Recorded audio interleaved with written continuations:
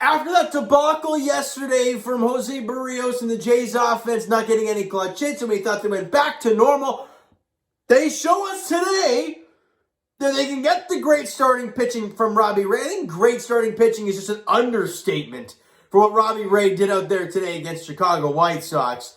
You got great bullpen. Meza, Romano did their job, and you got the clutch hits when you needed it in the bottom of the eighth inning from Alejandro Kirk and the bases loaded walk from Randall Grichuk. Let's break this ball game down here. Top of the third inning, Yoan Moncada hits a little blooper snot shot single over first base, and that scores the first run of the ball game. In comes Leury Garcia, and it gives the White Sox the 1-0 lead.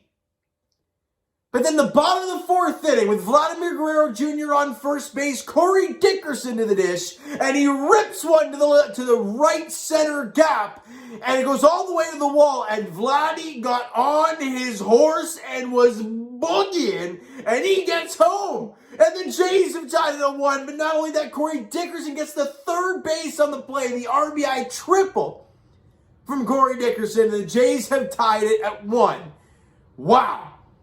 But we've seen a 1-1 game go sideways countless times for the Toronto Blue Jays. So let's see how this one goes.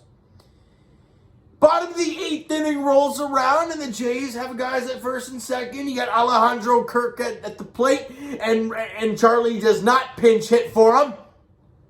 And he rips a ball up the middle for a base hit. In comes Teoscar Hernandez, and the Blue Jays have a 2-1 lead. They end up getting the base loaded, and Ruiz on the mound throws 4 pitches to Grichuk, not one close, and he walks him on 4 pitches. In comes Breyvic Valera, and the Blue Jays have a 3-1 lead. Great job from Tim Mays in the top half of the eighth inning, and with the 3-1 lead, Romano goes out there looking for the save, and he gets the job done. Save number 13 on the year for Jordan Romano, and he has been lights out lately. And the Blue Jays have a chance tomorrow afternoon to win 3 of 4 against the White Sox. What? I never saw this coming. I don't think anybody saw this coming. But let's get through some stats here real quick before we preview tomorrow's game. Offensively, nobody really stood out, but Corey Dickerson went 2 for 3 in the ballgame with an RBI. Big knock from Alejandro Kirk. Vladdy went 1 for 3, and he also walked once.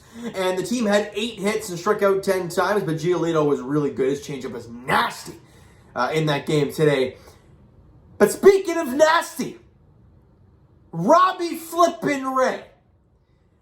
Look, if Mark and Ross have not gone to his agent and been like, hey, here's money, a lot of it, please stay here, they do it already. 7 innings, 5 hits, 1 run, 14 strikeouts, and 1 walk. He was 110 pitches. And he becomes the first Blue Jays player in franchise history, first lefty in franchise history to record 14 strikeouts in a game. Insane. And with the 14 strikeouts today, he now passes Garrett Cole for strikeouts in the American League. So he leads the American League in strikeouts. He is second in the American League in earned run average at 2.72. Do I smell a Cy Young Award? I don't know. It's looking pretty good. He's getting up near he's going to hit 200 strikeouts. He's going to hopefully have an ERA sub 270. Wouldn't that be something, eh? You know, he's had a lot of innings pitched. He went 7 this game. He went 8 in the last one. I don't know what his total innings are. You guys can let me know. Why not? Yeah, Lance Lynn's been great, but look at the division Robbie Ray is playing in. You got the Yankees, you got the Red Sox, you got the Rays, and yet his ERA is still there, and his strikeout numbers are still through the flipping roof.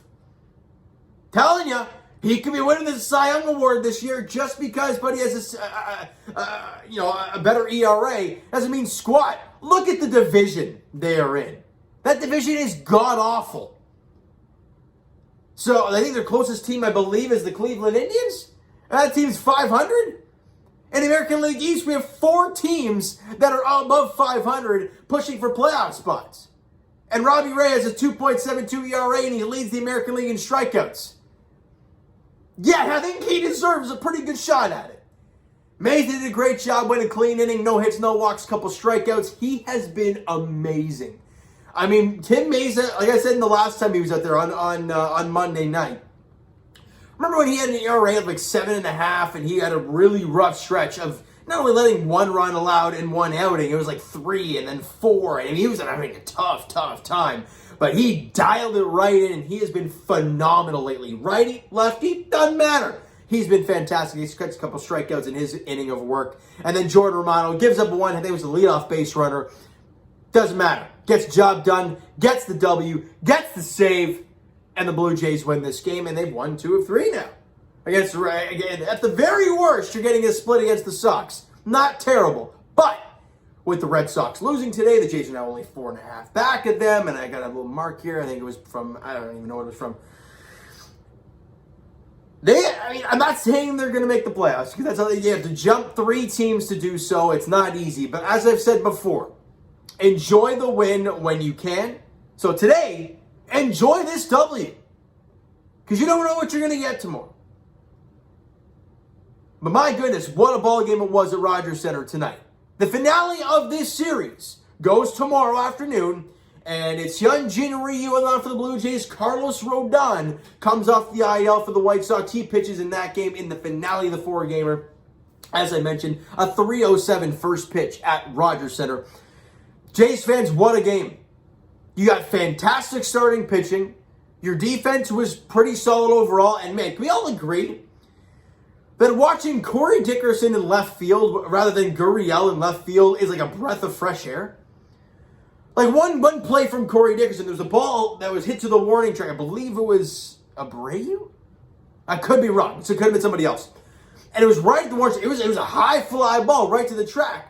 But he camped under it, went back a little bit, knew where the wall was, calm, cool, and collected, made the catch on the track. And then that same inning, there was a low liner, made the play on the run. Nice, clean, easy stuff. Not like Gurriel taking the craziest routes to the ball, laying out, making the play look great, but it was ugly because the route was terrible.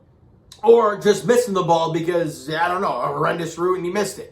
Right? I'd much rather Dickerson in left field. Gurriel in one bag isn't terrible, but I would prefer Vladdy there, so you got to kind of play Gurriel in left. It's unfortunate, but it is what it is.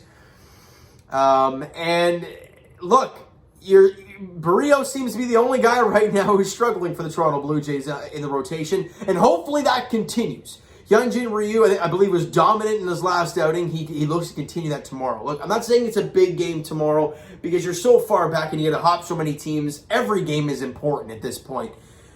But if you can go out there and you can win 3 of 4 against the White Sox, and you can find a way to beat Giolito, Lance Lynn, and if you beat Rodon tomorrow, that tells everybody that you can do it. It is in this team. They got to find to get it out on a consistent basis. Now, they still only scored 3 runs. They still only had 8 hits today. But your pitching staff was great.